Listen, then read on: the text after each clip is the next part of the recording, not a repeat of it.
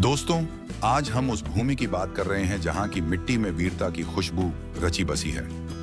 देहरादून, जिसे आज हम एक खूबसूरत शहर के रूप में जानते हैं, आज से 200 साल पहले एक ऐसे भयानक युद्ध का गवाह बना था जिसने दुनिया के सबसे शक्तिशाली ब्रिटिश साम्राज्य को हैरान कर दिया था। ये कहानी है कप्तान बलभद्र कुंवर और उनके उन 600 बहादुरों की जिन्होंने बिना पानी और बिना आधुनिक हथियारों के हजारों अंग्रेजों का सामना किया। आज के इस वीडियो में हम देहरादून में गोरखा शासन और नाला पानी के उस महान युद्ध के हर एक अध्याय को गहराई से जानेंगे। कहानी शुरू होती है 18वीं सदी के अंत में। नेपाल के एकीकरण के बाद सन 1804 में देहरादून के खुरबुड़ा मैदान में एक निर्णायक युद्ध हुआ। गढ़वाल के राजा प्रद्युम्न शाह वीरता से लड़ दिए, लेकिन युद्ध में वीरगति को प्राप्त हुए। इसके साथ ही देहरादून दुनघाटी पर गोरखाओं का शासन स्थापित हुआ। करीब 10 से 12 वर्षों तक यहाँ गोरखाओं का प्रशासन रहा, जिसे स्थानीय इतिहास में गोरखियाणी कहा जाता है। ब्रिटिश ईस्ट इंडिया कंपनी उत्तर की ओर अपना व्यापार फैलाना चाहती थी, लेकिन उनके रास्ते में सबसे बड़ी दीवार थे गोरखा। अक्टूबर 1814 में एंग्लो नेपाल युद्ध की घोषणा हुई।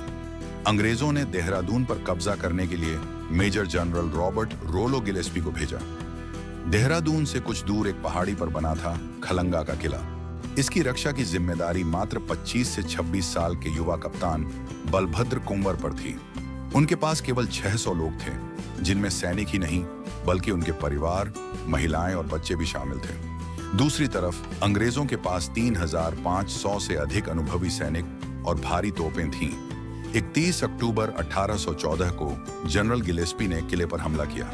उन्हें लगा था कि यह कुछ ही घंटों का काम है, लेकिन गोरखाओं की बहादुरी ने उन्हें गलत साबित कर दिया। जनरल गिलेस्पी खुद गोरखाओं की गोली का शिकार हुए और मारे गए। अंग्रेजों ने किले को चारों तरफ से घेर लिया। जब वे सीधी लड़ाई नहीं जीत सके तो उन्होंने एक क्रूर चाल चली। उन्होंने किले के अंदर जाने वाले पानी के प्राकृतिक स्रोत स्ट्रीम को काट दिया।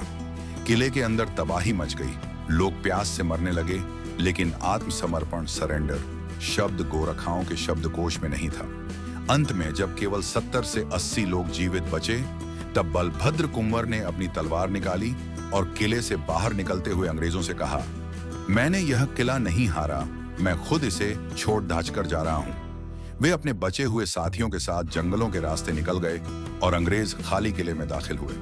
अंग्रेज गोरखाओं की इस वीरता से इतने दंग थे कि उन्होंने नाला पानी में 2 स्मारक बनवाए, एक अपने जनरल गिलेस्पी के लिए और दूसरा अपने दुश्मन बलभद्र कुंवर के लिए।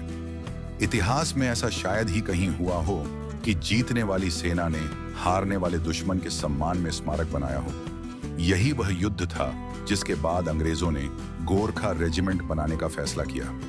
आज देहरादून का घड़ी कैंट इलाका भारतीय सेना के गोरखा जवानों का प्रमुख केंद्र है।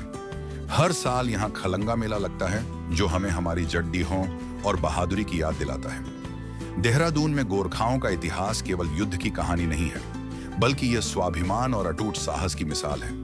आज भी देहरादून की हवाओं में बलभद्र कुंवर की वीरता गूंजती है। अगर आप देहरादून जाएं, तो खलंगा स्मारक जरूर देखें और उन वीरों को नमन करें। अगर आपको यह ऐतिहासिक जानकारी अच्छी लगी हो, तो वीडियो को लाइक करें और हमारे इतिहास से जुड़ी ऐसी ही कहानियों के लिए चैनल को सब्सक्राइब करें। जय हिंद, जय गोरखा।